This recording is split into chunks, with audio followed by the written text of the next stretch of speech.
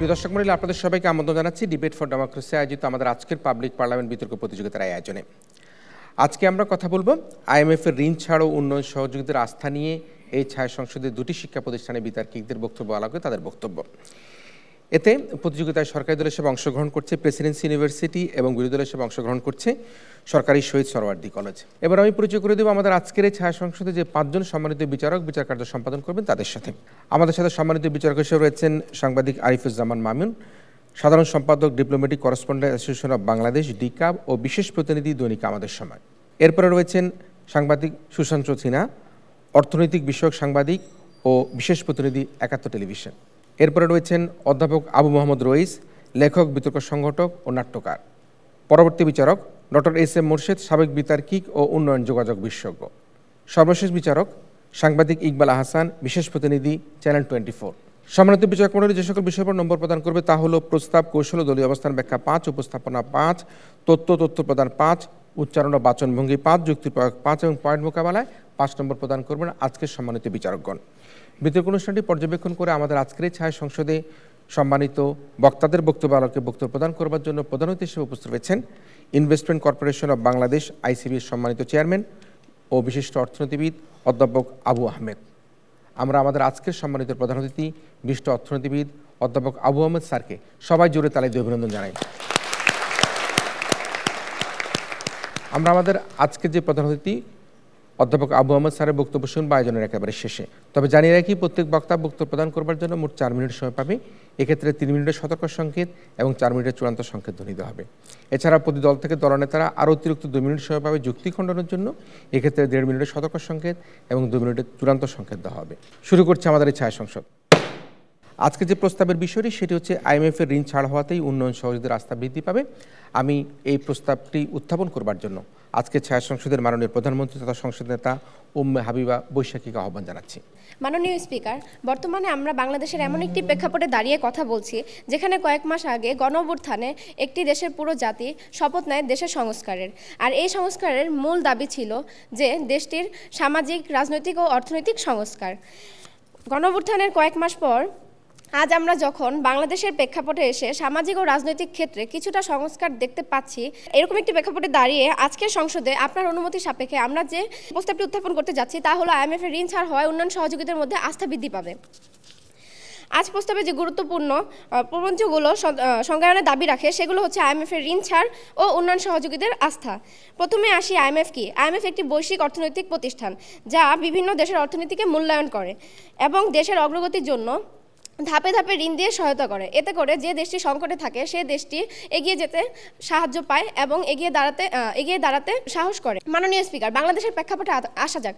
2023 সালে বাংলাদেশকে IMF যখন 4.7 বিলিয়ন মার্কিন ডলার দিয়ে ঋণ অনুমোদন দেয়, তখন ঋণের প্রথম ও দ্বিতীয় কিস্তির পর চলতি বছর জুনে এসে কিস্তি ছাড় হয় 130 মিলিয়ন মার্কিন ডলার। এবার আসি উন্নয়ন সহযোগী কারা।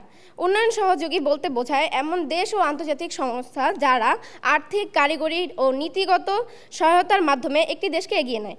বাংলাদেশের জন্য এই উন্নয়ন সহযোগী 2 ধরনের। প্রথম দিকে দ্বিপাক্ষিক উন্নয়ন সহযোগী যেমন চীন, জাপান ইত্যাদি, এবং অন্যদিকে রয়েছে বিশ্ব ব্যাংক, ADB, UNDP, জাইকা এবং USAID ও EU এর মতো শক্তিশালী সংস্থাগুলো যা কিনা বহুপাক্ষিক উন্নয়ন সহযোগী হিসাবে পরিচিত।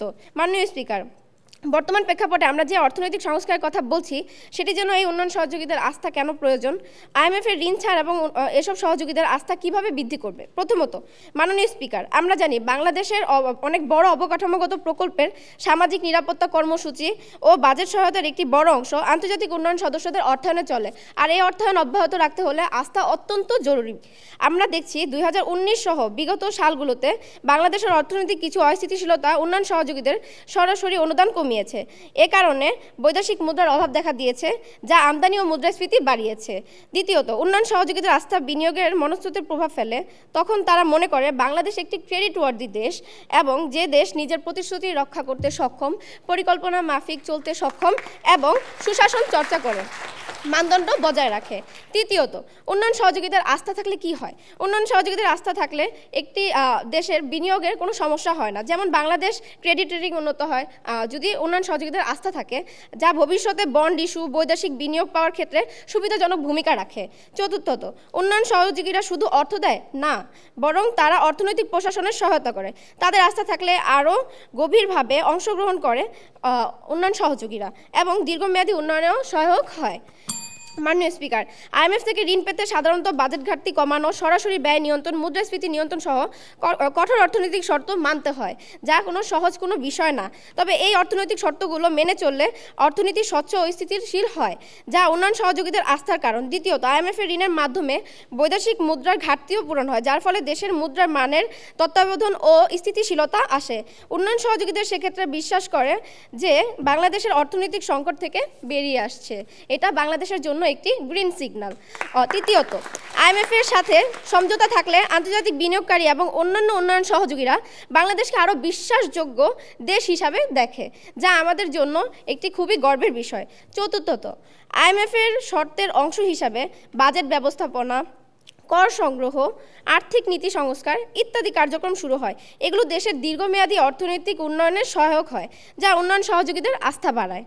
মাননীয় স্পিকার, আমাদের দলের পরবর্তী বক্তারা এসে আরও তথ্য ও উদাহরণ দিয়ে প্রমাণ করে যাবে যে কেন আজকের এই ছায়া সংসদে এই প্রস্তাবটি গৃহীত হওয়ার যোগ্যতা রাখে। ধন্যবাদ।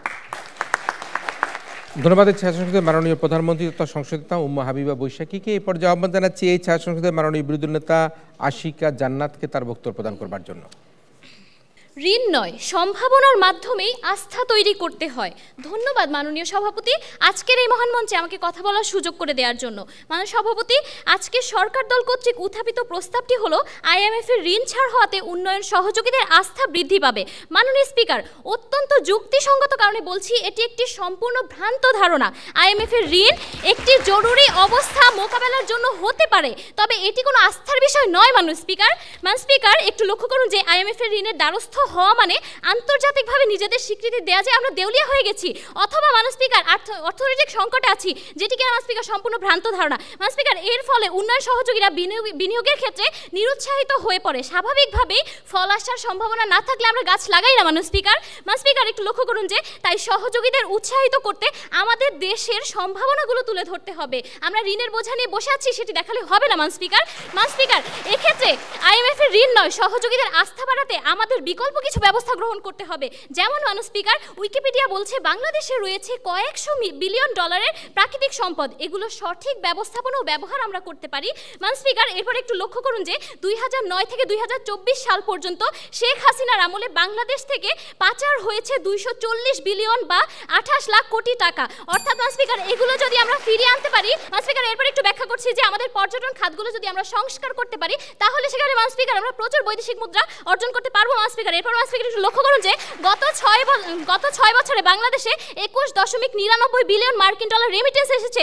এই রেমিটেন্সের সঠিক ব্যবহার যদি আমরা করতে পারি, তাহলে কিন্তু আমাদের রিজার্ভ বাড়বে। মাননীয় স্পিকার, সেক্ষেত্রে ঋণের কোনো প্রয়োজন নেই। মাননীয় স্পিকার একটু লক্ষ্য করুন যে এছাড়াও অপ্রয়োজনীয় ব্যয় যদি আমরা নিয়ন্ত্রণ করতে পারি, মাননীয় স্পিকার সেগুলোর মাধ্যমে কিন্তু আমরা মুদ্রা রিজার্ভ করতে পারি এবং এসব মুদ্রা আমরা জনসংখ্যাকে জনসম্পদে রূপান্তর করতে ব্যবহার করতে পারি। মাননীয় স্পিকার, যেমন মাননীয় স্পিকার, প্রথমত আমরা কর্মসংস্থান বৃদ্ধি করব এবং কর্মমুখী শিক্ষার ব্যবস্থা করব, রপ্তানি বৃদ্ধি করব এবং আমদানি হ্রাস করব, মানসম্মত শিল্পায়ন করব, দেশে ব্যবসা বান্ধব পরিবেশ সৃষ্টি করব, টেন্ডারবাজি, চাঁদাবাজি, দুর্নীতি রোধ করব। মাননীয় স্পিকার, স্বচ্ছ প্রশাসনের ব্যবস্থা গড়ে তুলব ও রাজনৈতিক স্থিতিশীলতা নিশ্চিত করব। এছাড়াও আন্তর্জাতিক ও কূটনৈতিক সম্পর্ক বৃদ্ধির মাধ্যমে আন্তর্জাতিক সহযোগিতার আস্থা বৃদ্ধি করব। মাননীয় স্পিকার, এইবার মাননীয় স্পিকার আসি যে IMF-এর ঋণের আরও কিছু নেতিবাচক দিক রয়েছে, সেগুলোর ব্যাখ্যায়। মাননীয় স্পিকার, 2023 সালের IMF-এর একটি ঋণ কর্মসূচিতে স্বাক্ষরের পর বিদ্যুৎ, তেল, গ্যাসের দাম বেড়েছে। মাননীয় স্পিকার, সেগুলোর দায় কি সরকার পক্ষ নেবে? মাননীয় স্পিকার, আমদানি করা পণ্যের দাম বৃদ্ধি হয়েছে। মাননীয় স্পিকার, টাকার মান কমে গিয়েছে। মাননীয় স্পিকার, ঋণ পরিশোধের পরে চাপের ফলে সরকার আগের মতো বেশি ভর্তুকি দিচ্ছে না, তাই মাননীয় স্পিকার পরিষেবার দামও বেড়ে গিয়েছে। মাননীয় স্পিকার, সাধারণ মানুষের সঞ্চয় করা একটি চ্যালেঞ্জে রূপান্তরিত হয়েছে। মাননীয় স্পিকার, কর বা বাড়তি ভ্যাট আরোপ সরকারের বাধ্য করছে। মাননীয় স্পিকার, চাকরি ও উন্নয়ন প্রকল্পে দেশের অর্থ বাঁচাতে কাটছাট করতে হচ্ছে। মাননীয় স্পিকার, ফলে চাকরির সুযোগ কমছে এবং উন্নয়ন প্রকল্পের গতি কমে যাচ্ছে। মাননীয় স্পিকার, এসব কারণ এই IMF এর নেতিবাচক প্রভাবগুলো এখন আর আমরা অস্বীকার করার সুযোগ নেই মান স্পিকার। তাই বলছি যে IMF এর ঋণ নয়, বাস্তবমুখী ও দীর্ঘমেয়াদী পরিকল্পনা গ্রহণ কেবলমাত্র পারে উন্নয়ন সহযোগীদের আস্থা বৃদ্ধি করতে। আশা করছি বিজ্ঞ প্রতিপক্ষ দল ইতোমধ্যে বুঝে গিয়েছেন যে আপনাদের প্রস্তাবটি কোনোভাবেই যৌক্তিক নয়, বরং একটি ভ্রান্ত ধারণা মাত্র। ধন্যবাদ মান স্পিকার, ধন্যবাদ সকলকে। এরপর আহ্বান জানাচ্ছি আমাদের আজকের ছায়া সংসদের মাননীয় ছায়ামন্ত্রী মোহাম্মদ হাদিউজ্জামান রিফাতকে তার বক্তব্য প্রদান করবার জন্য। আর সংসদে দাঁড়িয়ে বিরোধী দল যেখানে IMF এর ঋণকে বোঝা হিসেবে দেখছে, সেখানে একই সংসদে দাঁড়িয়ে আমরা বিশ্বাস করি যে IMF এর ঋণ ছাড় হওয়া এই লোন বর্তমান বাংলাদেশের প্রেক্ষাপটে আশীর্বাদ স্বরূপ। বিরোধী দল আজ দাবি করছে IMF এর ঋণের শর্তগুলো কষ্টসাধ্য, সেখানে আমরা বিশ্বাস করি 24 পরবর্তী ভঙ্গুর অর্থনীতি পুনর্গঠনের জন্য এই শর্তগুলো আমাদের জন্য গাইডেন্স স্বরূপ। মাননীয় স্পিকার, প্রথমেই বাংলাদেশের শীর্ষস্থানীয় একটি পত্রিকা প্রথম আলো একটি প্রতিবেদন দেখি, চলুন। প্রতিবেদনে বলা হয়েছে আওয়ামী লীগের 15 বছরের সবচেয়ে বেশি দুর্নীতি ব্যাংক খাতে। না মাননীয় স্পিকার, অর্থনৈতিক দুঃশাসনের প্রকৃত অবস্থা তুলে ধরার জন্য যখন শ্বেতপত্র প্রণয়ন কমিটি গঠন করা হয় এবং এই শ্বেতপত্র প্রণয়ন কমিটির প্রতিবেদনে যখন বলা হয় ব্যাংক খাতে দুর্নীতি, অনিয়ম, ব্যাংকের কেলেঙ্কারির জন্য প্রতারণা, ভুয়া ঋণ, অর্থ লোপাট, মানি লন্ডারিং, রাষ্ট্রীয় মদতে ব্যাংক দখল, অর্থাৎ সামগ্রিক ব্যাংক ব্যবস্থাকে যখন আপনি ধুলে মিশিয়ে দেওয়ার পরিকল্পনা করেন, ঠিক তখন অর্থনৈতিক ব্যবস্থা পুনর্গঠনের জন্য আমাদের সেই IMF এর কাছে দ্বারস্থ হতে হয়। মাননীয় স্পিকার, এখন আমরা বাজেট দিয়ে কথা বলি। মাননীয় স্পিকার, দৈনিক জনকণ্ঠের তথ্য মতে 2024-25 অর্থ বছরে বাজেট ছিল 7,97,000 কোটি টাকা।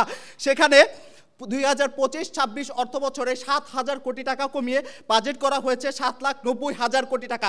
এখানে সবচেয়ে গুরুত্বপূর্ণ বিষয়টি হলো বাজেট ঘাটতি। শুনে নেন মাননীয় স্পিকার, নতুন বছরে বাজেট ঘাটতি ধরা হয়েছে 2,26,000 কোটি টাকা। পরে চেয়েছি বাংলাদেশের অর্থনৈতিক পরিস্থিতি নিয়ে ক্রিস পাপারজিও বলেন, বৈশ্বিক স্থিতিশীলতার মধ্যে বাংলাদেশের অর্থনীতি বিভিন্ন চ্যালেঞ্জ মোকাবেলা করছে। 2024-25 অর্থ বছরে প্রথমত জিডিপি প্রবৃদ্ধি আগের বছরের সময়ের 5.1% থেকে কমে 3.3% দাঁড়িয়েছে, যা কঠোরনীতি ও বিনিয়োগের ক্ষেত্রে অনিশ্চয়তারই প্রতিফলন।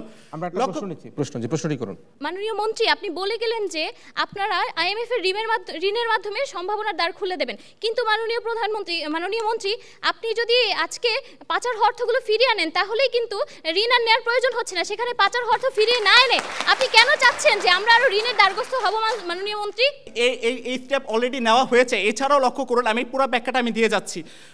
মাননীয় স্পিকার, গত জুলাইতে মুদ্রাস্ফীতি এই দশকে সর্বোচ্চ 11.7% উঠার পর মার্চে কিছুটা কমে 9.4% ছাড়িয়েছে, কিন্তু বাংলাদেশের ব্যাংকে এখনও 5 থেকে 6% মুদ্রাস্ফীতি, লক্ষ্যমাত্রা তুলনামূলকভাবেও বেশি।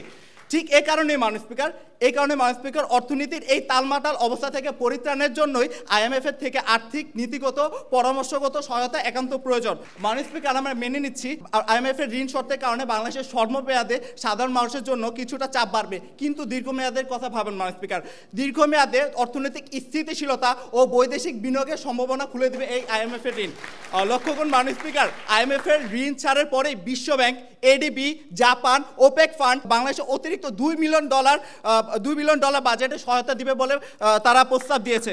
ওয়ার্ল্ড ব্যাংক, ADB, ওপেক থেকে পরবর্তীতে যে টাকা বা যে ঋণটা পাওয়া যাবে তা বাংলাদেশের ভৌত ও অবকাঠামোগত সংস্কার করা সম্ভব হবে। যখন ব্যাংকে স্বচ্ছতা ফিরে আসবে তখনই বিনিয়োগকারীদের মনোযোগ আকর্ষণ বাড়বে বাংলাদেশের প্রতি। ফলশ্রুতিতে বাংলাদেশের নতুন কর্মক্ষেত্র সৃষ্টি হবে, বেকারত্ব হ্রাস পাবে এবং বাংলাদেশের অর্থনীতি সমৃদ্ধি হবে। অতএব পরিশেষে বলতে চাই, বাংলাদেশের আমরা একটা প্রশ্ন করতে চাই, দেখি প্রশ্নটা কি করবে। IMF ঋণের এখানে ছাড় দিতেছে, আপনি বলে গেলেন ঘাটতি বাজেটের কথা, তাহলে উন্নয়ন সহযোগীদের আস্থাটা কিভাবে বৃদ্ধি পাচ্ছে?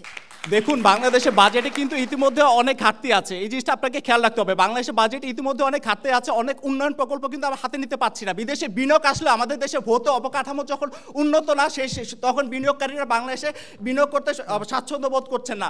এই জন্য আমরা IMF এর ঋণ, পরবর্তীতে IMF থেকে যখন ওয়ার্ল্ড ব্যাংক আমাদের ঋণ নেবে তখন আমরা এই ভৌত অবকাঠামোগত সংস্কারগুলো করব, যাতে বিদেশি বিনিয়োগকারীরা বাংলাদেশের প্রতি আস্থা পায়। অতএব পরিশেষে বলতে চাই, বাংলাদেশের অর্থনীতির এই সমৃদ্ধি আসবে IMF এর ও উন্নয়ন সহযোগিতার হাত ধরে। অতএব এই প্রস্তাবটি যাতে গৃহীত হয় তার জোর দাবি জানাচ্ছি। ধন্যবাদ মাননীয় স্পিকার, ধন্যবাদ সবাইকে। ধন্যবাদ মাননীয় ছায়ামন্ত্রীকে তার বক্তব্যের জন্য। এই পর্যায়ে আহ্বান করছি আমাদের আজকের এই ছায়া সংসদের মাননীয় বিরোধী দলীয় নেতা ফাহিমুল ইসলামকে তার বক্তব্য প্রদান করবার জন্য। মাননীয় স্পিকার, 14 মে 2025 প্রথম আলোর এক প্রতিবেদন দেখলাম, বাংলাদেশ ব্যাংক সকল ঋণের সকল শর্ত মেনে নেওয়ায় বাংলাদেশকে 4 কিস্তিতে মোট $4.7 বিলিয়ন ঋণ দিতে রাজি হয়েছে IMF। মাননীয় স্পিকার, অন্য দেশে বাংলাদেশের ব্যাংকের সর্বশেষ তথ্য মতে গত মাসের এপ্রিলে প্রথম 29 দিনে বিদেশ থেকে রেমিটেন্স এসেছে আমাদের দেশে $2.61 বিলিয়ন। মাননীয় স্পিকার, প্রতি বছর যদি এই হারে প্রবাসীদের কাছ থেকে আমাদের রেমিটেন্স আসতে থাকে তাহলে বাৎসরিক হারে $31.32 বিলিয়ন টাকা আমরা পেয়ে থাকি। মাননীয় স্পিকার, প্রবাসীরা তো আমাদেরকে বলছে না, আমাদেরকে কোনো সংস্কার দিচ্ছে না, আমাদেরকে বলছে না যে দেশের ঋণ ব্যাট বাড়াও, ট্যাক্স বাড়াও। মাননীয় স্পিকার, যারা কোনো রকম শর্ত সাপেক্ষ ছাড়াই দেশে এত পরিমাণ বৈদেশিক মুদ্রা অর্জন করছে, যারা পরিবার পরিজনকে ছেড়ে বিদেশে পাড়ি জমাচ্ছে, হাড় ভাঙা পরিশ্রম করে দেশের রেমিটেন্স পাঠাচ্ছে, তাদের বিষয়ে কোনো খবর নাই। আমরা আছি মানুষের কাছে হাত পেতে বসে থাকার জন্য ঋণ নিই। মাননীয় স্পিকার, আমরা ঋণ নিবই না বা কেন? মাননীয় স্পিকার, আমরা যদি উন্নয়ন সহযোগীদের কাছ থেকে ঋণ না নিয়ে মানুষের দেশে উন্নয়ন করি, তাহলে মাননীয় স্পিকার পলক আহমেদের বউ কিভাবে টিউশন করিয়ে দুবাইতে 2টি বাড়ি কিনবে? মাননীয় স্পিকার, তারা শুধু দেখেই গেলেন কিভাবে উন্নয়ন করে, আর IMF ঋণ ছাড় দেওয়ার পরে উন্নয়ন সহযোগিতা আস্থা বৃদ্ধি পাবে। মাননীয় স্পিকার, যেখানে আমাদের দেশে দুর্নীতিগ্রস্ত, আমরা দুর্নীতির মুখী আছি, সেখানে আমরা কিভাবে তাদের আস্থা যোগাবো? মাননীয় স্পিকার, আমরা বলছি রেমিটেন্স ও রপ্তানি আয় বৃদ্ধিতে এবং দুর্নীতি বন্ধের জোর দাবি দিতে হবে। মাননীয় স্পিকার, প্রবাসীরা কিভাবে আমাদের দেশে আয় বৃদ্ধি করা যায় এবং রেমিটেন্স কীভাবে বৃদ্ধি করা যায় সেই বিষয়টি একটু বলছি। মাননীয় স্পিকার, আমরা যদি প্রবাসীদের বাংলাদেশ অলরেডি সংকটে, আপনারা যে রপ্তানি করানোর কথা বলছেন, বিনিয়োগের টাকা আপনারা কোথায় পাবেন?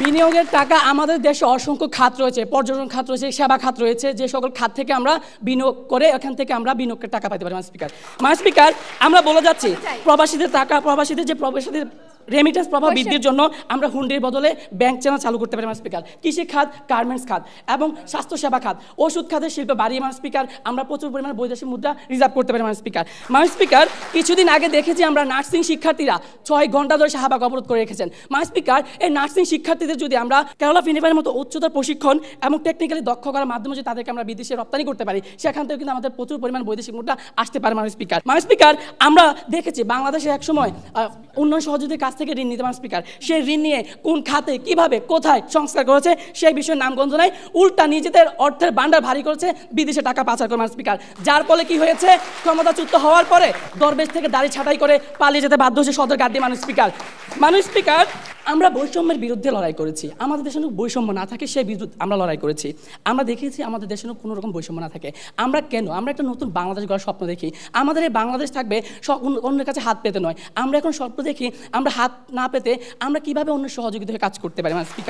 মাননীয় স্পিকার, আস্থা বৃদ্ধি করার জন্য আমরা আরও কিছু পদক্ষেপ নিতে পারি। অপ্রয়োজনীয় ব্যয় কমানো এবং অপচয় রোধ করা। মাননীয় স্পিকার, আমরা দেখেছি 2019 সালে রূপপুর পারমাণবিক বিদ্যুৎ কেন্দ্র। মাননীয় স্পিকার, এই রূপপুর পারমাণবিক বিদ্যুৎ কেন্দ্র যখন স্থাপিত হয়, সেখানে প্রকল্পের জন্য একটি বালিশের দাম 5,957 টাকা হয়। মাননীয় স্পিকার, যে একটি বালিশ আনতে 7,662 টাকা দেখানো হয়েছে। মাননীয় স্পিকার, শুধু রূপপুর পারমাণবিক বিদ্যুৎ কেন্দ্র নয়, পদ্মা সেতু, মেট্রো রেল সব কিছু ধরেছে দুর্নীতির ছবল।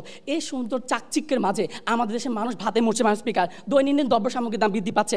একমাত্র সেটাই হচ্ছে যখন আমাদের দেশে এই বৈষম্যটা দিয়েছে এবং আমাদের দেশে তারা ঋণ করে, সেই ঋণের বোঝা জনগণের উপর চাপিয়ে দিয়ে তারা বিদেশে পালিয়ে গিয়েছে। মাননীয় স্পিকার, আমরা এখন বাংলাদেশ অন্য কাছ থেকে ঋণ নেওয়ার আগে আমরা চিন্তা করবো আমরা ব্যবসা করে কীভাবে তাদের কাছে সহযোগী কাজ করবো। মাননীয় স্পিকার, তার ফলে দেখেছি আমরা এবারের ইনভেস্টমেন্ট সামিটে বিশ্বের প্রায় 50টি দেশ এসেছে আমাদের দেশে ইনভেস্টমেন্ট করার জন্য এবং তারা বলে গিয়েছে আমার দেশ, আমার এই সোনার বাংলাদেশ, এই বাংলাদেশে অসংখ্য খাত রয়েছে, সম্ভাবনাময় দেশ রয়েছে, কিন্তু বিচারক মণ্ডলী তারা কীভাবে বলে গেলেন যে আজকে উন্নয়ন সহযোগী শুধু IMF ঋণ ছাড় হওয়া মাত্রই উন্নয়ন সহযোগী আস্থা বৃদ্ধি পাবে। মাননীয় স্পিকার, এই বাংলাদেশ এখন নতুন দেশ গড়ার স্বপ্ন দেখে। এই বাংলাদেশ এখন পূর্ববর্তীতে যারা ঋণ নিয়ে গিয়েছেন তাদের ঋণ পরিশোধ করার স্বপ্ন দেখে। মাননীয় স্পিকার, নিউজ আইএজের তথ্যসূত্রে বিজ্ঞ বিচারক মণ্ডলী কাতার থেকে সাবেক স্বৈরাচারী সরকার $245 মিলিয়ন ঋণ নিয়েছে, যা বর্তমানে এবারে বাংলাদেশ পরিশোধ করেছে। মাননীয় স্পিকার, একটি দেশে যখন আমাদের এই স্বচ্ছতা, জবাবদাহিতা, অর্থনৈতিক স্থিতিশীলতা না থাকে, তখন তারা মনে করে সে দেশে সমস্যা রয়েছে নীতিগততে এবং প্রশাসনিক, তা শুধুমাত্র অর্থে সমাধানযোগ্য নয়। তাই মাননীয় স্পিকার, আজকে ছায়া সংসদে আমি দৃঢ় দাবি জানাচ্ছি সরকার দল যে বিষয়টি উত্থাপন করেছেন সেই বিষয়টি যেন আজকে ছায়া সংসদে গৃহীত না হয়। ধন্যবাদ মাননীয় স্পিকার, ধন্যবাদ সবাইকে। ধন্যবাদ মাননীয় বিরোধী দলীয় উপনেতা ফাহিমুল ইসলামকে। এই পর্যায়ে আহ্বান জানাচ্ছি সরকার দলীয় সংসদ সদস্য তাবাসসুম সুলতানা সুমাইয়াকে তার বক্তব্য প্রদান করবার জন্য। মাননীয় স্পিকার, আজকের সংসদে বিরোধী দল যেখানে প্রস্তাবকে সন্দেহের চোখে দেখছে, সেখানে আমরা বলছি এই প্রস্তাব কেবল সময়োপযোগী নয়, এটি একটি দেশের অর্থনৈতিক বিশ্বাসযোগ্যতা ও ভবিষ্যতের উন্নয়ন যাত্রার পথে এক সুদৃঢ় পদক্ষেপ। মাননীয় স্পিকার, বিরোধী দল বলছে IMF এর চাপ দেশের উপর চাপ সৃষ্টি করবে। আমরা বলছি হ্যাঁ, IMF স্বল্প মেয়াদে কিছুটা চাপ তৈরি করে, যেমন কর কাঠামো সংস্কার, ভর্তুকি হ্রাস, মূল্যস্ফীতির প্রভাব, কিন্তু রাষ্ট্র পরিচালনা হলো তাৎক্ষণিক স্বস্তির চেয়ে দীর্ঘমেয়াদী স্থিতিশীলতা বেছে নেওয়ার কৌশল। আমরা যদি সাময়িক চাপকে ভয় পেয়ে কাঠামোগত সংস্কার এড়িয়ে যাই, তাহলে আগামী প্রজন্মের জন্য এক অনিশ্চিত অর্থনীতিকে রেখে যাব না। আপনাদের কাছে আমার প্রশ্ন রয়ে গেল। মাননীয় স্পিকার, বিরোধী দলের সবচেয়ে বড় আপত্তি হচ্ছে IMF এর ঋণের কঠোর শর্ত এবং এর ফলে দেশীয় স্বার্থ ও স্বকীয়তার ক্ষতি হতে পারে। তারা এটিকে একটি চাপের হাতিয়ার হিসেবে দেখছে, কিন্তু আমরা স্পষ্টভাবে বলছি এই ঋণ কোনো চাপ নয়, বরং এটি এক ধরনের চুক্তিভিত্তিক সংস্কার প্রক্রিয়া, যার মাধ্যমে একটি রাষ্ট্র তার অর্থনৈতিক শৃঙ্খলা প্রতিষ্ঠা করতে পারে। IMF যখন একটি দেশকে ঋণ ছাড় করে, তখন তারা সেই দেশের সার্বিক অর্থনৈতিক সক্ষমতা পড়ে নিচ্ছি, আর্থিক শৃঙ্খলা এবং নীতিগত প্রতিশ্রুতি বিশ্লেষণ করেই তা করে। সুতরাং এই ঋণ পাওয়া কোনো দুর্বলতার চিহ্ন নয়, এটি অর্থনৈতিক বিশ্বাসযোগ্যতার সিলমোহর। এটি আমাদের জন্য একটি সনদ, এটি আমাদের জন্য একটি সার্টিফিকেট হিসেবে কাজ করে থাকে। মাননীয় স্পিকার, আমরা একটা প্রশ্ন নিচ্ছি, কে প্রশ্ন করবেন করেন আপনাদের মধ্যে। আপনি বলে গেলেন যে আপনি ভবিষ্যৎ প্রজন্মকে কোনো অনিশ্চয়তার ভেতরে রেখে যাবেন না, তাহলে আপনি কেন ঋণ নেবেন আর সেই ঋণ কিভাবে আপনার উন্নয়ন করবে? আমাদের বর্তমানে 2025-এ যে রিজার্ভ রয়েছে 27.44 বিলিয়ন ডলার, কিন্তু আমাদের এর আগেও অনেক পরিমাণে রিজার্ভ ছিল, তা কেন নাই? আমরা যদি আমাদের রিজার্ভের ঘাটতি পূরণ করতে না পারি, তাহলে আমরা বিনিয়োগ কিভাবে করব? এখন আসি আমাদের মূল প্রস্তাবের ভিত্তিতে। কেন IMF ঋণ ছাড় উন্নয়ন আস্থা বৃদ্ধি করবে? প্রথমত, IMF এর ঋণ ছাড় পাওয়া মানে আন্তর্জাতিক স্বীকৃতি যে বাংলাদেশ অর্থনৈতিক শৃঙ্খলার পথে অগ্রসর হচ্ছে। উন্নয়ন সহযোগী সংস্থা দেশগুলো তাদের বিনিয়োগ সহায়তা দেশ সেই সব রাষ্ট্রকে যাদের অর্থনৈতিক নীতিতে স্বচ্ছতা, জবাবদিহিতা ও স্থিতিশীলতা থাকে। উন্নয়ন সহযোগীরা যেমন বিশ্বব্যাংক, ADB, জাইকা, UNDP এরা সাধারণ নিজেদের প্রকল্প অনুমোদনের আগে অর্থনৈতিক প্রতিশ্রুতি ও সংস্কারের অগ্রগতি। IMF এর ঋণ ছাড় মানে হচ্ছে এই শর্তগুলো বাংলাদেশের ইতিমধ্যে উত্তীর্ণ হয়েছে, ফলে তারা নিশ্চিত বাংলাদেশে অর্থায়নে বাড়াতে পারবে। দ্বিপাক্ষিক উন্নয়ন সহযোগী যেমন জাপান বা চীন, তারা শুধু আর্থিক নয়, রাজনৈতিক আস্থা ও বিবেচনা রাখে। IMF এর সাপোর্ট থাকলে তারা বুঝতে পারে বাংলাদেশে আন্তর্জাতিক অর্থনৈতিক কাঠামোগত সঠিক অবস্থানে আছে। আমরা যদি ইতিহাস দেখে আসি যে বাংলাদেশ 2023 সালে 4.7 বিলিয়ন ডলারের অনুমোদন করে, তারপর কোন কোন রাষ্ট্রগুলোকে হেল্প করেছে তা যদি আমরা দেখতে যাই, IMF শুধু বাংলাদেশকে নয়, IMF শৃঙ্খলা, পাকিস্তান, ঘানা ও মিশরের মতো দেশকেও অনেক সহযোগিতা করে এসেছে। শ্রীলঙ্কাকে 2023 সালে 3 বিলিয়ন ডলার দিয়ে অর্থনীতিকে ঘুরে দাঁড়ানোর চেষ্টা করেছে। পাকিস্তানকে 3 বিলিয়ন ডলার দিয়ে 2023 সালে রিজার্ভ বাড়িয়েছে এবং বিদেশি সাহায্য করেছে। আমরা যদি ঘানার দিকটা খেয়াল করি, 3 বিলিয়ন ডলার দিয়ে মুদ্রাস্ফীতি কমে এবং তাদের দাতা আস্থা বেড়েছে। বাংলাদেশ এখনো সেই জায়গায় পৌঁছায়নি, কিন্তু আমরা সঠিক পথে এগোই, তাহলে ভবিষ্যৎ আমাদের পথে যেতে পারবে। বিরোধী দল হয়তো বলবে যে এই ঋণ আমাদের আত্মনির্ভরশীলতাকে ব্যাহত করবে, কিন্তু আমি বলছি এটাই আত্মনির্ভরশীলতার দিকে প্রথম পদক্ষেপ। যখন আমরা শর্ত মেনে বাজেট সংস্কার করি, কর আদায় করি, ভর্তুকি ব্যবস্থাপনার স্বচ্ছতা আনি, তখন ভবিষ্যতে আর বারবার বিদেশি সহায়তার দরকার পড়বে না। এটাই তো অর্থনৈতিক মুক্তির পথ। মাননীয় স্পিকার, এই সংসদে দাঁড়িয়ে আমি দৃপ্ত কণ্ঠে বলছি, এই ঋণ বাংলাদেশের অর্থনীতির পক্ষে আন্তর্জাতিক সম্প্রদায়ের আস্থার বহিঃপ্রকাশ। এটি উন্নয়নের সহযোগীদের কাছে আমাদের গ্রহণযোগ্যতার প্রমাণ। এটি একটি ভবিষ্যতের জন্য একটি স্থিতিশীল ভিত্তি। তাই আমরা দৃঢ়ভাবে বলছি আজকের প্রস্তাবটি খুবই গ্রহণযোগ্য, এটি অপরিহার্য। ধন্যবাদ মাননীয় স্পিকার, ধন্যবাদ সকলকে। ধন্যবাদ আজকের ছায়া সংসদের মাননীয় সরকার দলীয় সদস্য তাবাসসুম সুলতানা সুমাইয়াকে তার বক্তব্যের জন্য। এই পর্যায়ে আহ্বান জানাচ্ছি মাননীয় বিরোধী দলীয় সদস্য সাবরিনা সুলতানাকে তার বক্তব্য প্রদান করবার জন্য। আমদানি রপ্তানি নির্ভর এক অর্থনীতির পথে যেখানে কৃষি সঞ্চালিত করে জীবনের সুর, সেখানে ঋণের ছাড় দিতে পারে না অগ্রগতির দূত।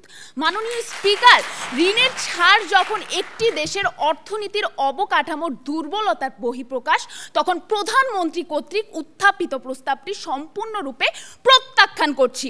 মাননীয় স্পিকার, তারা ঋণের উপর ভিত্তি করে একটি জাতির অর্থনীতির উন্নয়ন নির্ভর করতে চায়। তাহলে তাদের মনে করিয়ে দিতে চাই, তাহলে তাদের গল্পটি হবে শ্রীলঙ্কার মতো দেউলিয়ার মতো একটি গল্প। কারণ 2022-23 অর্থ বছরে শ্রীলঙ্কা তার ইতিহাসে ঋণ সংকটের কারণে দেউলিয়া হয়ে পড়ে। ঋণের নামে উন্নয়নও তখন বন্ধ হয়ে যায় আর কপাল পুড়ে যায় জনগণের। আর যদি বাংলাদেশের কথা বলি মাননীয় স্পিকার, তাহলে বিগত সরকারের আমলেই আমরা দেখেছি ঋণ নিয়ে উন্নয়ন উন্নয়ন উন্নয়ন, আর বাজারে স্বর্ণের দামে কাঁচামরিচ, কাঁঠালের বার্গার খাও আর ঋণ পরিশোধ করো জনগণের কর দিয়ে। সে কারণে মাননীয় স্পিকার, ঋণ পরিশোধের জন্য এসব শর্ত বা ছাড় জনগণের উপর বোঝা ছাড়া আর কোনো কিছু নয়। মাননীয় স্পিকার, IMF এর ঋণের সত্য বদলে দিতে পারে না দারিদ্র সীমার নিচে বসবাস করা মানুষগুলোর ভাগ্য। মাননীয় স্পিকার, IMF ঋণের শর্ত বদলে দিতে পারে না বেকারত্ব, দারিদ্র সীমার নিচে বসবাস করা মানুষগুলোর জীবন যুদ্ধের যে কাহিনী সেগুলোকে। মাননীয় স্পিকার, IMF ঋণ বদলে দিতে পারে না আমাদের যে অর্থনৈতিক সংকটগুলো রয়েছে সেগুলোর কোনো সুষ্ঠু সমাধানকে। বদলে IMF ঋণের শর্ত রুলস জারি করে এবং তার সদস্য রাষ্ট্রগুলোর ভেতর থেকে বিভিন্ন চাঁদা নিয়ে নিজেদের আর্থিক সংকট কিংবা নিজেদের প্রতিষ্ঠানকে চালু রাখে। আফ্রিকার দেশ জিম্বাবুয়ের কথা যদি বলি, 1990 দশকে স্ট্রাকচার অ্যাডজাস্টমেন্ট প্রোগ্রামের অধীনে তাদের IMF থেকে ঋণ দিলেও শুধুমাত্র ঋণ পরিশোধ না করার জন্য তাদের ঋণ স্থগিত করে দেওয়া হয়। আমার প্রতিপক্ষ দলের কাছে প্রশ্ন মাননীয় স্পিকার, যখন দেশে আপনার সামগ্রিক অর্থনীতিটাই ঠিক হয় না, তখন আপনি ঋণ নিয়ে উন্নয়ন কিভাবে করবেন আর উন্নয়ন সহযোগিতার আস্থা কিভাবে বৃদ্ধি পাবে? সে কারণে ঋণের উপর ভর করে নয় মাননীয় স্পিকার, বরং নিজ দেশের অর্থনৈতিক কাঠামোকে যদি আমরা উন্নয়ন করতে চাই, তাহলে নিজ দেশের বিনিয়োগ, ব্যাংকিং খাতের সংস্কার এবং উৎপাদন বৃদ্ধি এগুলোর মাধ্যমে করতে পারি। আমার প্রতিপক্ষ দলকে আমরা বলবো, আমি একটা প্রশ্ন মাননীয় সদস্য শুনতে হবে একটু। জি, একটা প্রশ্ন নিচ্ছি। শ্রীলঙ্কার কথা বলেছেন, কিন্তু আপনি হয়তো ভুলে গেছেন শ্রীলঙ্কা কিন্তু দ্বিতীয়বার IMF থেকে ঋণ নিয়ে তারা তাদের অবস্থাকে স্থিতিশীল করেছে। প্রশ্নটা কি? আপনি কিভাবে আস্থা হারাচ্ছেন IMF থেকে?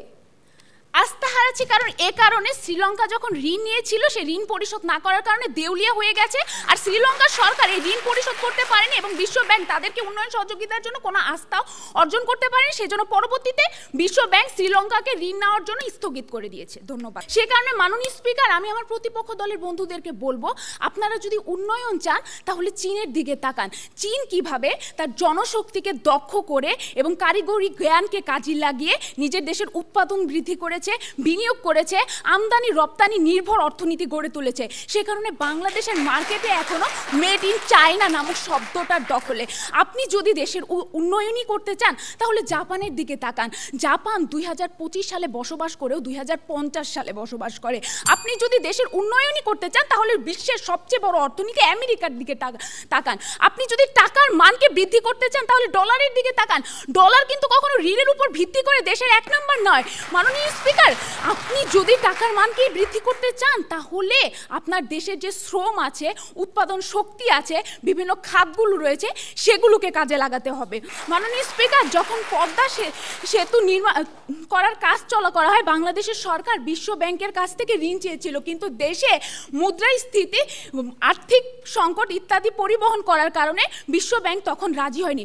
এর কারণে মাননীয় স্পিকার, IMF ঋণ কখনো বদলে দিতে পারে না দেশের সামগ্রিক অবস্থাকে। আমার শেষ প্রশ্নটা নিয়ে দেখি। জি, বাংলাদেশের রিজার্ভ ঘাটতি আপনি কিভাবে পূরণ করবেন?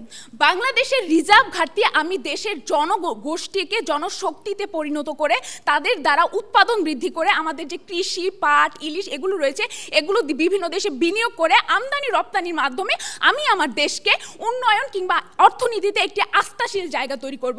আপনি আপনার প্রশ্নটির উত্তর নিশ্চয় পেয়ে গেছেন। সে কারণে মাননীয় স্পিকার, আমরা বলতে চাই যে ঋণ নয় বরং নিজ দেশের উৎপাদন বৃদ্ধি, শ্রম শক্তিকে কাজে লাগানো, পরিবহন সংস্কার, অর্থনৈতিক সংস্কার, ব্যাংকিং খাতের সংস্কার ইত্যাদির মাধ্যমেই উন্নয়নশীল সহযোগিতার আস্থা বৃদ্ধি করা যায়। সে কারণে আজকের এই প্রস্তাবটি যেন সংসদে গৃহীত না হয় তার জোর দাবি জানিয়ে আমি আমার বক্তব্য শেষ করছি। ধন্যবাদ মাননীয় স্পিকার, ধন্যবাদ সবাইকে। ধন্যবাদ মাননীয় সদস্য বিরোধী দলের সাবরিনা সুলতানাকে তার বক্তব্যের জন্য। আমরা তিনজন 6জন বক্তার বক্তব্য শুনলাম। আমরা দেখতে পাচ্ছি আমাদের সাথে বিশিষ্ট অর্থনীতিবিদ, আইসিবির সম্মানিত চেয়ারম্যান অধ্যাপক আবু আহমেদ স্যার আছেন, তিনিও তার বক্তব্য শোনাবেন। তবে তার আগে আমরা যুক্তি খণ্ডন পর্বে আবারও দু দলের দলনেতাদের বক্তব্য আবার একটু শুনে নিতে চাই। সেই কারণে আমরা আহ্বান জানাচ্ছি আমাদের আজকের এই ছায়া সংসদের মাননীয় বিরোধী দলীয় নেতা আশিকা জান্নাতকে পুনরায় তার বক্তব্য প্রদান করবার জন্য। মাননীয় স্পিকার, বিজ্ঞ প্রতিপক্ষের কথা শুনে মনে হলো তারা যেন একই গান ভিন্ন ভিন্ন সুরে গেয়ে গেলেন। মাননীয় স্পিকার, তারা শুধু ঋণ নিতে চেল, কিন্তু ঋণ কিভাবে পরিশোধ করবে সেটি কিন্তু দেখিয়ে যেতে পারেনি। মাননীয় স্পিকার, 2রা ডিসেম্বর 2024 প্রথম আলোর একটি প্রতিবেদন বলছে বর্তমানে বাংলাদেশের বৈদেশিক ঋণ 103.79 বিলিয়ন মার্কিন ডলার বা 12.45 লাখ কোটি টাকা এবং মাথাপিছু বৈদেশিক ঋণ $611 বা 73,000 টাকা। আজ যে শিশুটির বয়স 2 বছর মাননীয় স্পিকার, তাকেও 73,000 টাকার ঋণ মাথায় বইতে হচ্ছে। মাননীয় স্পিকার, ডলারের মূল্য দিন দিন বৃদ্ধি পাচ্ছে এবং এই ঋণ পরিশোধের চাপ বাড়ছে। এই পরিস্থিতিতে দাঁড়িয়ে আমরা নতুন করে আর এক দফায় ঋণ পাস হওয়াকে ইতিবাচক বিবেচনা করব কি করে? মাননীয় স্পিকার, বিজ্ঞ প্রতিপক্ষের মতে রিজার্ভ মুদ্রা বৃদ্ধির জন্য IMF এর ঋণ ছাড় হওয়া জরুরি, অথচ ইতিমধ্যে আমরা ঋণ ব্যতীত রিজার্ভ মুদ্রা বৃদ্ধির জন্য বিকল্পগুলো আলোচনা করেছি। যেমন মাননীয় স্পিকার, আবারও বলে যাচ্ছি, পাচার হওয়া অর্থ ফিরিয়ে আনা, রেমিটেন্স ও পর্যটন খাত থেকে অর্থ রিজার্ভ করা, প্রাকৃতিক সম্পদের ব্যবহার করা, জনসংখ্যাকে জনসম্পদে রূপান্তরিত করা। অর্থাৎ মাননীয় স্পিকার, আমরা এটিই বলতে চাচ্ছি যে 15 বছরের ঘা কখনোই 15 দিনে সারিয়ে তোলা সম্ভব নয়। তাই আমরা ঋণ নেওয়ার বিকল্প হিসেবে বাস্তবমুখী ও দীর্ঘমেয়াদী পরিকল্পনাকেই প্রাধান্য দেব। কেননা মাননীয় স্পিকার, 2023-এ IMF এর ঋণ গ্রহণ কর্মসূচি স্বাক্ষরের পর আমাদের দেশ অস্থিতিশীল হয়ে পড়েছে। নিত্য প্রয়োজনীয় জিনিস, বিদ্যুৎ, তেল, গ্যাসের দাম লাগামহীনভাবে বেড়ে চলেছে। মাননীয় স্পিকার, আমদানি করা পণ্যের দাম বেড়েছে, আমাদের টাকার মান কমে গিয়েছে, ঋণ পরিশোধের চাপের ফলে সরকার কর্তৃক ভর্তুকি কমে গিয়ে আমাদের উপর চাপ বৃদ্ধি হয়েছে। তাই মাননীয় স্পিকার, বলতে চাই যে তাদের গৃহীত আজকের প্রস্তাবটি কোনোভাবেই গৃহীত হবে না। মাননীয় স্পিকার, ধন্যবাদ সবাইকে।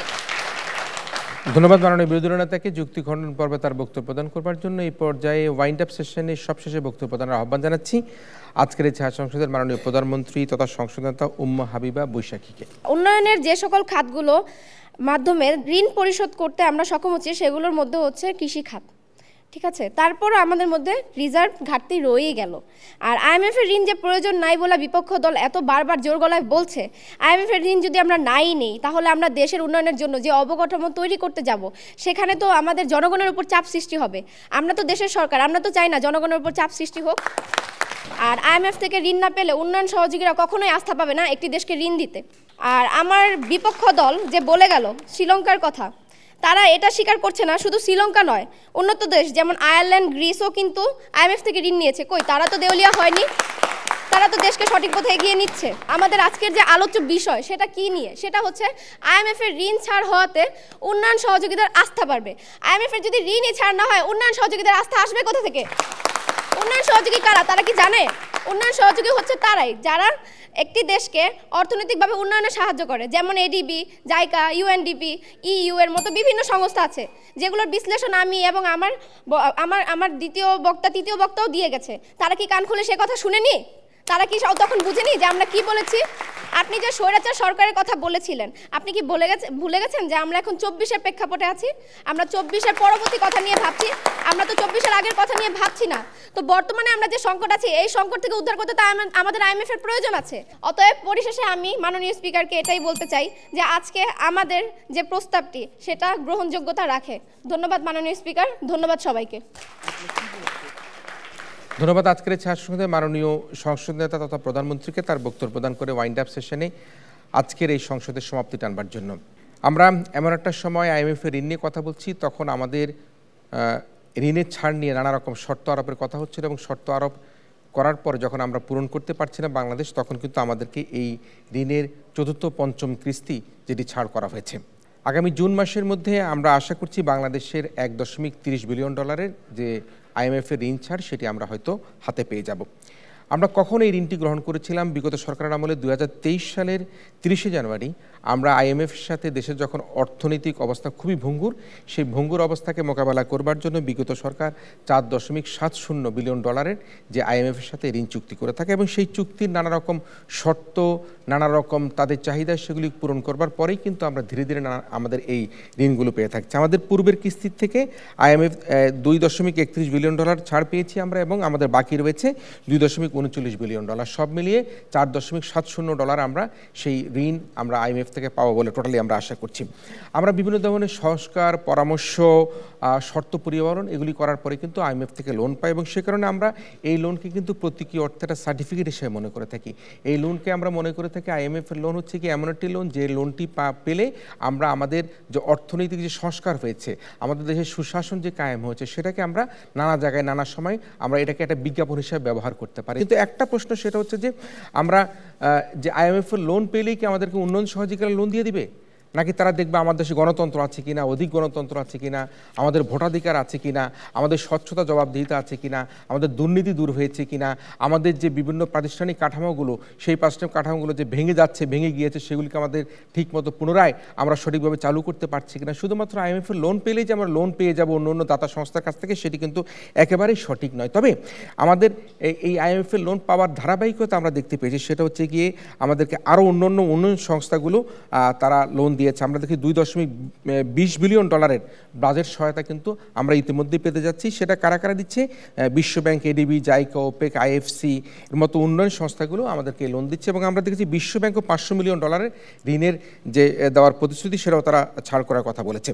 আমরা ছাড় করতে গিয়ে NBR-কে আমরা দুভাগে ভাগ করে কর নীতি ও কর ব্যবস্থাপনা দুটি ভাগে বিভক্ত করেছি, এবং এই বিভক্ত করার কারণের জন্য কিন্তু IMF এর লোনের সংস্কারের অংশ হিসাবে আমরা NBR-কে দুটি ভাগে বিভক্ত করে NBR বিলুপ্ত করার কারণের জন্য আমরা দেখছি কর ব্যবস্থাপনা যারা কর্মচারী রয়েছেন, কাস্টমসের কর্মচারী রয়েছেন, তাদের মধ্যে একটি বিরূপ প্রতিক্রিয়া তৈরি হয়েছে। তারা সেখানে আন্দোলন করছেন, কলম বিরতি করছেন। এখানে যারা কাস্টমস এবং কর বিভাগের কর্মকর্তাদের দাবি হচ্ছে এই ধরনের বড় একটি বিশেষ সিদ্ধান্ত যখন গ্রহণ করতে যাচ্ছিল, স্টেক হোল্ডার হিসেবে তাদের সাথে পরামর্শ করা দরকার ছিল। আমি জানি না সরকারের পক্ষ থেকে যে কর ব্যবস্থাপনার সাথে জড়িত, কাস্টমস ব্যবস্থাপনার সাথে জড়িত তাদের সাথে পরামর্শ করা হয়েছে কিনা। এই যে বিরূপ পত্রিকার কারণের জন্য আমাদের মধ্যে কোনো রং মেসেজ যায় কিনা, আসলে শেষ পর্যন্ত সরকার কী সিদ্ধান্ত গ্রহণ করে, NBR-কে দুই ভাগে বিভক্ত করা হয়েছে সেটা বাস্তবায়নযোগ্য করা সম্ভব হবে কিনা, আমরা কর প্রশাসন কাঠামোকে আমরা সঠিকভাবে সাজিয়ে তুলতে পারবো কিনা, আমরা কর আদায় সঠিকভাবে করতে পারবো কিনা, এগুলি কিন্তু নানা প্রশ্ন আমাদের কাছে এখন ঘুরে ফিরে দাঁড়াচ্ছে। সে কারণে আমরা মনে করি যে IMF এর ঋণ গ্রহণের যে ভালো দিক ও মন্দ দিক দুটি রয়েছে। আমরা যদি IMF এর ঋণ গ্রহণ করতে গিয়ে জনস্বার্থ বিরোধী কোনো কাজ করি, সেটি কিন্তু আমাদের জন্য কোনোভাবে গ্রহণযোগ্য হবে না। তবে একটা কথা বলি, সেটি হচ্ছে গিয়ে এটা শ্রদ্ধা আবু আহমেদ স্যার কিন্তু কিছুদিন আগে বলেছিলেন, আমরা যে শর্তে বেড়া জালে $4.70 বিলিয়ন আমরা ঋণ নিচ্ছি, আমরা কিন্তু বিনা শর্তেই গত বছর আমরা $24 বিলিয়ন আমাদের প্রবাসী আয় পেয়েছি। আমাদের প্রবাসীরা কিন্তু এই $24 বিলিয়ন দেশে পাঠাতে কোনো শর্ত দেয়নি, কোনো রকমভাবে বলেনি সরকারকে আমাকে বাড়ি দিতে হবে, গাড়ি দিতে হবে, এই সংস্কার করতে হবে, আমাদের NBR ভেঙে দিতে হবে, কোনো শর্ত ছাড়াই কিন্তু আমরা $24 বিলিয়ন ঋণ পেয়েছি। কিন্তু $4.70 বিলিয়ন IMF থেকে ঋণ পেতে গিয়ে গত কয়েক দফায় 2-3 বছরে আমাদেরকে নানা রকম শর্ত তারা আরোপ করেছে, নানা রকম বিষয় আমাকে প্রতিপালন করতে হচ্ছে। তাই আমি মনে করি আমাদের যে প্রবাসী আয়ের যে রেকর্ড, সেই রেকর্ড আমাদের যেভাবে ধারাবাহিকভাবে উঠছে, আমরা মনে করি আমরা যদি IMF এর ঋণ গ্রহণ করব, কিন্তু সেটি গ্রহণ করবার প্রয়োজন নাও হতে পারে, যে ধারাবাহিকতায় আমাদের প্রবাসী আয় বাড়ছে, ধারাবাহিকতা আমাদের রপ্তানি আয় বাড়ছে, যে ধারাবাহিকতা আমরা দেশে মনে করি সুশাসন কায়েম হচ্ছে, যে ধারাবাহিকতা আমরা মনে দেশে গণতন্ত্র, অধিক গণতন্ত্র, ভোটাধিকার ফিরে পাবার জন্য ছাত্র জনতা যে সংগ্রাম করেছে, যে বৈষম্য বিরোধী আন্দোলন করেছে, সেই আন্দোলনের সুফল যদি আমরা পেতে থাকি, তাহলে কিন্তু আমরা মনে করি আমাদের এই IMF ঋণ ভবিষ্যতে আর কখনো দরকার নাও হতে পারে। তবে আমি আশা করি যে যেভাবে আমাদের প্রবাসী আয় বাড়ছে, যদি এই ধারাবাহিকতা অব্যাহত থাকে, তাহলে চলতি বছরে আমরা $30 বিলিয়ন আমরা প্রবাসী আয় উপার্জন করবার মতো সক্ষমতা অর্জন করবো বলে আমরা আশা করছি। আমরা বিগত সরকারের সময় কি দেখেছি, যখন একদিকে IMF এর ঋণ নেওয়ার জন্য আমরা IMF এর সাথে নানা রকম চুক্তি, পরামর্শ, সলা, দেশকে নানা রকমভাবে সংস্কার করবার জন্য, জনগণের স্বার্থকে ক্ষতিগ্রস্ত করবার জন্য করছে, ঠিক সে সময় কিন্তু একদিকে IMF এর ঋণ নেওয়া হচ্ছে, আরেকদিকে বাংলাদেশ থেকে হাজার হাজার কোটি কোটি টাকা বিদেশে পাচার করা হচ্ছে। সবচাইতে বেশি অর্থ পাচার হয়েছে ট্রেড বেসড মানি লন্ডারিংয়ের মাধ্যমে। আমরা যদি তাকে ফার্নেস ওয়েল, কয়লা, স্ক্র্যাপ ভেসেল, সার ও অন্য পণ্য আমদানিতে আমরা যেভাবে ওভার ইনভয়েসিং করেছি, সেই ওভার ইনভয়েসিংয়ের কারণের জন্য আমাদের প্রতি বছর $16 বিলিয়ন বিদেশে পাচার হয়ে গিয়েছে। আমরা যেভাবে আন্ডার ইনভয়েসিং করেছি, সেভাবে হুন্ডির মাধ্যমে প্রচুর টাকা আমাদের বিদেশে পাচার হয়ে গিয়েছে। আমরা সফটওয়্যার আমদানির নামে, যে সফটওয়্যার আমাদের কোনো প্রয়োজন নেই, নিজস্ব প্রযুক্তিতে আমরা সফটওয়্যার ব্যবহার করতে পারি, সেই সফটওয়্যার আমদানির নামে আমরা হাজার হাজার কোটি টাকা বিদেশে দিয়েছি। ক্যাপাসিটি চার্জের নামে আমরা বিদেশে হাজার হাজার কোটি টাকা পাচারের যে কারখানা, সেই কারখানা আমরা তৈরি করে দিচ্ছি, অথচ সেই ক্যাপাসিটি চার্জ দিয়েছি কিন্তু সেই বিদ্যুৎ আমরা ব্যবহার করতে পারি না। সুতরাং একদিকে আমরা দেখেছি বিগত সরকারের আমলে আমরা IMF-এর থেকে $4.70 বিলিয়ন ঋণ চুক্তি করছি, আর অন্যদিকে দেশকে আমরা ফোকলা বানিয়ে ব্যাংকগুলিকে আমরা ধ্বংস করে দিয়ে আর্থিক কাজকে আমরা শেষ করে দিয়ে হাজার হাজার কোটি কোটি টাকা বিদেশে পাচার করে দিয়েছি। তাই IMF-এর যে ঋণ আমরা গ্রহণ করছি, সেই ঋণ গ্রহণ করবার ফলে আমরা যাতে এই ঋণের কোনো অপব্যবহার না হয়, এই ঋণ যাতে কোনো কারণের জন্য আমরা বিদেশে পাচার করবার সুযোগ না পাই, আমাদের মেগা প্রকল্পের নামে যাতে মেগা লুট করতে না পারি, সেদিকে কিন্তু আমাদেরকে নজর দিতে হবে। আমরা আশা করব অন্তর্বর্তীকালীন সরকার এবং ভবিষ্যতে যে সরকার ক্ষমতা আসবেন তারা সকলেই পরিকল্পনা গ্রহণ করবেন বাংলাদেশকে আর কোনোভাবেই এই চোরবৃত্তির অর্থনীতির দিকে, ডাকাত অর্থনীতির দিকে, চোরতন্ত্র অর্থনীতির দিকে আমরা কায়েম হতে দিব না। আজকে ছাত্র জনতা যারা এখানে আছেন, বিশেষ করে আমার তরুণ শিক্ষার্থী বন্ধুরা যারা এখানে আছেন, তারাই কিন্তু আমাদের সামনের তারা দাঁড়াবেন। তাই তরুণদেরকে এগিয়ে নিয়ে যাওয়ার প্রত্যয়ের মাধ্যমে আমি আমার বক্তব্য শেষ করছি। একই সাথে আহ্বান করছি আজকের এই সাহিত্য সংসদের সম্মানিত প্রধান অতিথি ICB সম্মানিত চেয়ারম্যান জনাব অধ্যাপক আবু আহমেদ স্যারকে এই পর্যায়ে প্রধান অতিথি হিসেবে তার বক্তব্য প্রদান করার জন্য। বহুদিন যাবৎ আমরা IMF-এর ফ্রেমওয়ার্কের অধীনে ছিলাম না, তো 2023-এ হঠাৎ কেন এটাকে সরকার প্রয়োজন মনে করলো? ব্যাপারটা হচ্ছিল, যেটা দেখেছিলাম, একদিকে অর্থ পাচার হচ্ছে, সেটা তো বাংলাদেশি টাকায় আর পাচার হচ্ছে না, সেটা US ডলারে পাচার হচ্ছে। অন্যদিকে ওই যে ট্রেডের মাধ্যমে অর্থ পাচার হচ্ছে। আবার আমাদের বিদেশে যারা অবস্থান করতেছে বাংলাদেশি লোকজন, যারা আমাদের জন্য রিমিটেন্স মানে পাঠায়, তাদের থেকে সরাসরি কালেকশন শুরু করেছে। মানে বাইরে অফিস স্থাপন করি, যারা বাংলাদেশ থেকে অর্থ পাচার করতেছে তারা ওইখানে কালেক্ট করতে, অ্যাজ এ রেজাল্ট আমাদের রিমিটেন্স ইনফ্লো কমে গেছিল। তো এই যে আমাদের দুরবস্থা, যে অশনি সংকট দেখা যাচ্ছিল, ওটাকে কিছুটা মোকাবেলা করার জন্য তখনকার সরকার ওই যে $4.7 বিলিয়ন এর ঋণ চুক্তিটা করেছে। কিন্তু IMF যেখানে যায়, যে কোনো দেশেই যায়, সেখানে তাদেরকে সংস্কারের কিছু ধরিয়ে দেওয়া প্যারামিটার্স, যে এগুলো করতে হবে পাকিস্তানে, এগুলো করতে হবে বাংলাদেশে, এগুলো করতে হবে অলমোস্ট এগুলো সিমিলার। যেমন ধরো রেভিনিউ কালেকশন বাড়াইতে হবে, ভর্তুকি কমাই দিতে হবে, আবার এক্সচেঞ্জ রেট যেটা এখন খুব ইম্পর্টেন্ট, এটার কারণে এক্সচেঞ্জ রেটের কথা আমি একটু বলি। আমরা কিন্তু বহুদিন যাবৎ আমাদের 85 to $1, $1 US, $1 85, 84, 85-এর মধ্যে ছিল অনেক দিন।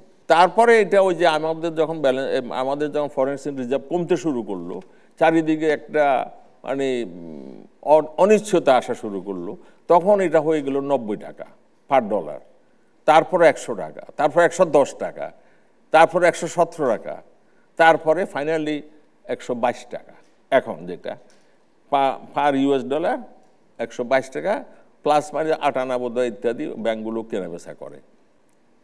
তো এখন কিন্তু মানে অ্যাট দিস মোমেন্ট একটা গুড সাইন হচ্ছে যে আমরা ফরেনের যেগুলো আমাদের ডেফার্ড পেমেন্ট ছিল, অব্লিগেশন, যেমন বিদেশি এয়ারলাইন্সগুলোকে পেমেন্ট করা, LNG-র টাকা দেওয়া, আদানির টাকা পরিশোধ করা, স্যাভরনের টাকা পরিশোধ করা, এগুলো আমরা পে করে দিয়েছি। এরপরে এখন যেটা আমাদের ফরেন এক্সচেঞ্জ বাড়তেছে, এটা মোরলেস এটা মানে প্রকৃতই আমাদের at this moment $23 billion plus আছে।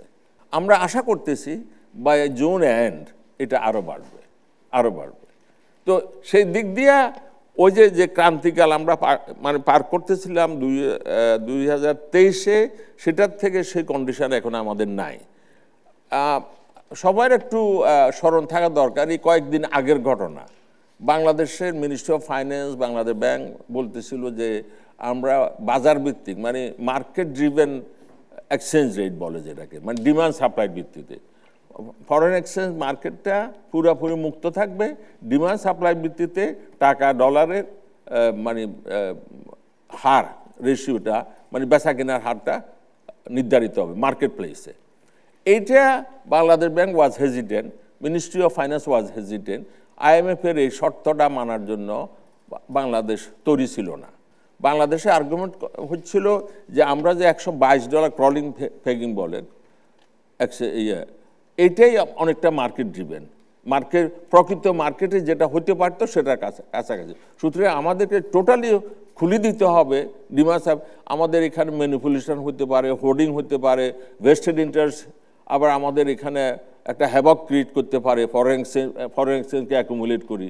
এমনকি বিদেশে যারা ওই যে যারা পাঠাচ্ছে আর বড় বড় এক্সচেঞ্জ হাউসগুলা, তারা নিজেরা না মানে এই দরে পাঠাবো না, আরও বেশি দর দিলে পাঠাবো, এ ধরনের একটা স্ট্যান্ড নিতে পারে।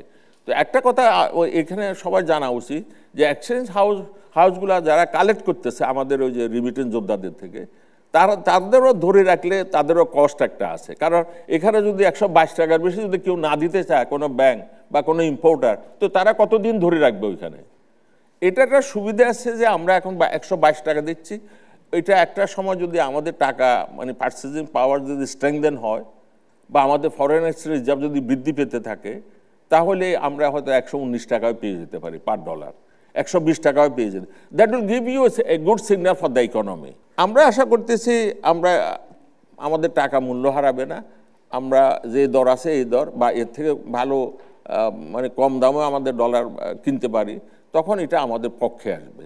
তো যাই হোক, বাংলাদেশের যেটা ওভারবার্ডেন, যে কোনো রাষ্ট্র মানে ইকোনমি খারাপ হয়েছে, ইনক্লুডিং পাকিস্তান, যখন ফরেন লোনটা বেশি হয়ে যায় তখন একটা লোন করে আরেকটা লোনকে শোধ করতে হয়, যেটা পাকিস্তানের ক্ষেত্রে হচ্ছে। They are borrowing from one source, they are paying to the another source. ওটা ফরেন এক্সচেঞ্জে দিতে হচ্ছে। তো ওই ফাঁদে যেন বাংলাদেশ ইকোনমি না পড়ে। তো আমরা আশা করতেছি বাংলাদেশ ব্যাংক এই দিকে নজর দিবে যে ইন্টারেস্টটা যাতে আরও একটু নমনীয় হয়। তাতে হবে কি, ইকোনমিতে ইনভেস্টমেন্ট বাড়বে, এবং ইনভেস্টমেন্ট বাড়লে জিডিপি গ্রোথ যদি বাড়ে, এমপ্লয়মেন্ট ক্রিয়েট হয়, তখন একটা স্বস্তি আসবে। সুতরাং IMF বা ওয়ার্ল্ড ব্যাংকটা কথা বলে দিলে যে আমরা ওটার উপরে লাফিয়ে পড়বো, এটা বাংলাদেশের অবস্থা এখন ওইভাবে না। আমরা এখন মানে আমরা চুজ করব কোনটা নিব কোনটা নিব না। কারণ বাংলাদেশের সেই পজিশনটা আছে যে তুমি যদি এ শর্তে তো আমি নেবো, নাহলে নিব না। আমি এটাও আশা করতেছি এই প্রোগ্রামটা IMF-এর যে চলতি যেটা যাচ্ছে, এটা বোধহয় $1.3 বিলিয়ন পাবে বাই জুন এন্ড। এটা শেষ হওয়ার পরে হয়তো বাংলাদেশ আরেকটা নতুন করে সাইন করবে না, কারণ দরকার হবে না। সুতরাং আমরা আমাদের যদি ইকোনমিকে এফিসিয়েন্টলি ম্যানেজ করতে পারি, আমাদের রিমিটেন্স দেখেন, এটা মানে আল্লাহর কাছে শুকরগুজার করা উচিত, আমাদের সবাই কৃতজ্ঞ থাকা উচিত। রিমিটেন্স যদি $2.5 বিলিয়ন পার মান্থ আসে, তাহলে এটা হবে $24-30 বিলিয়ন, $30 বিলিয়ন, 29 ধরা 28, এটা আমাদের জন্য অনেক। আমাদের এক্সপোর্ট, আমি সুযোগ সময় পেলে আমি ব্যবসায়ীদেরকে জিজ্ঞাসা করি, ভাই তোমাদের এক্সপোর্ট অর্ডার আসতেছে কিনা? ওনারা বলতেছে আসতেছে। এমনকি মার্কিন যুক্তরাষ্ট্রে অর্ডার মানে আমাদের জন্য বেশি অর্ডার আসতেছে যুক্তরাষ্ট্র থেকে।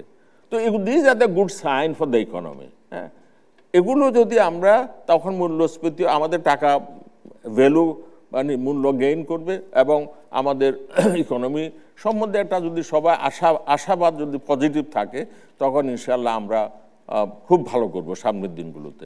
এখানে একটা প্রশ্ন আসছে, ঋণ ছাড়ের শর্ত পূরণে NBR বিলুপ্ত করে কর নীতি ও কর ব্যবস্থা নামে দুটি এনে কাস্টম আয়কর কর্মকর্তাদের অসন্তোষ চলতেছে।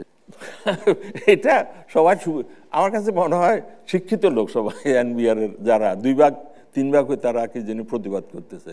এইগুলো না করাই ভালো। যুক্তিতে রেশনালি ডিমান্ড যদি কিছু থাকে, সেটা সরকারের কাছে সাবমিট করা উচিত।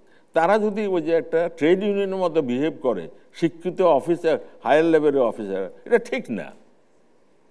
সরকার একটা পলিসি নিয়েছে, নিজের স্বার্থ তাদের ঠিক আছে, কিন্তু কেউ যদি করাপশন পারপাসে যদি এই ধরনের আন্দোলন করে, এটা দুঃখিত। We are sorry for that. তো থ্যাংক ইউ, এবং thank you for inviting me at the chief guest. ধন্যবাদ। আজকের ছায়া সংসদের সম্মানিত প্রধান অতিথি, বিশিষ্ট অর্থনীতিবিদ, ICB চেয়ারম্যান অধ্যাপক আবু আহমেদ স্যারকে তার বক্তব্যের জন্য। আমি সবাইকে ধন্যবাদ জানিয়ে ফলাফলের দিকে চলে যেতে যাচ্ছি। আমাদের আজকে যে প্রস্তাবটি, সে প্রস্তাবটি হচ্ছে IMF-এর ঋণ ছাড় হওয়াতে উন্নয়ন সহযোগীদের আস্থা বৃদ্ধি পাবে।